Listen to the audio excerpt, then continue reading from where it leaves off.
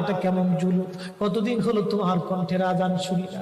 বেলাল রে, তোর কি মন চায় না আমি নবীর জিয়ারতে আসতে? বেলাল আয়, আমি নবীর জিয়ারতে আয় রে বেলাল আয়, কতদিন হলো তোমার কণ্ঠের আজান শুনি না।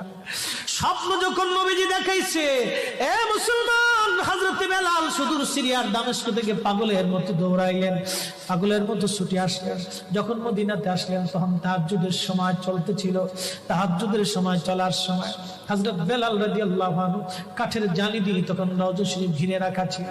ওই জালির পাশে বসে বসে জালির সঙ্গে মাথা ঠেকাইয়া নবীর পাগল বসে বসে গুনগুন গুনগুন করে কাঁদে আর বলে, হুজুর আপনি আসতে বলেছিলেন, গোলাম এসে হাজির হয়েছে।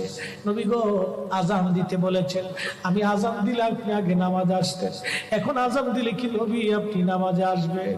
হুজুর এখন আজান দিলে কি আপনি নবী নামাজে আসবেন? নতুন মুয়াজ্জিন আসছে আজান দেওয়ার জন্য, এসে দেখে নবীর মুয়াজ্জিন বেলাল কাঁদে। ডাক দেখে মদিনাবাসী শুনছো, নবীর মুয়াজ্জিন ফিরে এসেছে, বেলাল আসছে, বেলাল ফিরে আসছে। এই কথা শোনার পরে সব সাহাবী ঘর থেকে বের হয়ে দৌড়ায় এসে দেখে বেলাল কাঁদে। সাহাবীরা বলে, বেলাল আজান দাও, কতদিন হলো তোমার কণ্ঠের আজান শুনি না। বেলাল আজান দাও, কতদিন হলো আজান শুনি না রে বেলাল। বেলাল বলে, সাহাবীরা রে, আমি আজান দিলে কি নবী নামাজ আসবে বলো? সালমান ফারসি রাদিয়াল্লাহু আনহু ডাক দেখে, সাহাবীরা আমাদের কথাই বেলাল আজান দিবে না, তোমরা যাও দেখো হাসান আর হুসাইন দুইজন ঘরের মধ্যে আছে। ইমাম হাসান হুসাইন রাদিয়াল্লাহু আনহুমা যদি বলে তাহলে বেলাল অবশ্যই আজান দিবে। সালমান ফারসির পরামর্শে সাহাবীরা দৌড়ায় গেলেন। বর্তমান 7 নম্বর গেট বাবু সালাম বরাবর একটা মসজিদ আছে, মসজিদে আলী। এটাই ছিল হযরত ফাতেমা রাদিয়াল্লাহু আনহার বাড়ি। এই বাড়িতে দৌড়ে যাওয়ার পরে ইমাম হাসান হুসাইন রাদিয়াল্লাহু আনহুমা দুইজনকে নিয়ে আসা হলো।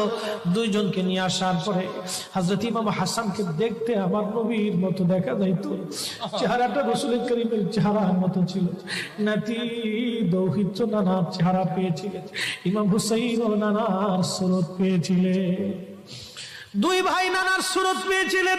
হযরত বেলাল রওজা শরীফ থেকে উঠে হযরতে হাসানের বুকের মধ্যে মাথা ঠেকায় কাঁদতেছে, ইমাম হুসাইনের বুকের মধ্যে মাথা ঠেকায় কাঁদে। হযরত ইমাম হাসান ডাক দেখে, নানার মুয়াজ্জিন, কতদিন হলো তোমার কণ্ঠে আজান শুনি না। যে কণ্ঠ দিয়ে নানার আজান শুনাইতা, যাও গো ওই কণ্ঠ দিয়ে আমাদেরকে আজান শোনাইয়া যাও। যখন হযরতে বেলাল ইমাম হাসান এই কথা বললেন, হযরত বেলাল দৌড়াই গেলেন। যেই বনু নাজ্জার গোত্রের মহিলা সাহাবীর ছাদের উপরে দাঁড়ায় বেলাল আজান দিত। আবু দাউদের 519 নম্বর হাদিসের মধ্যে আসছে।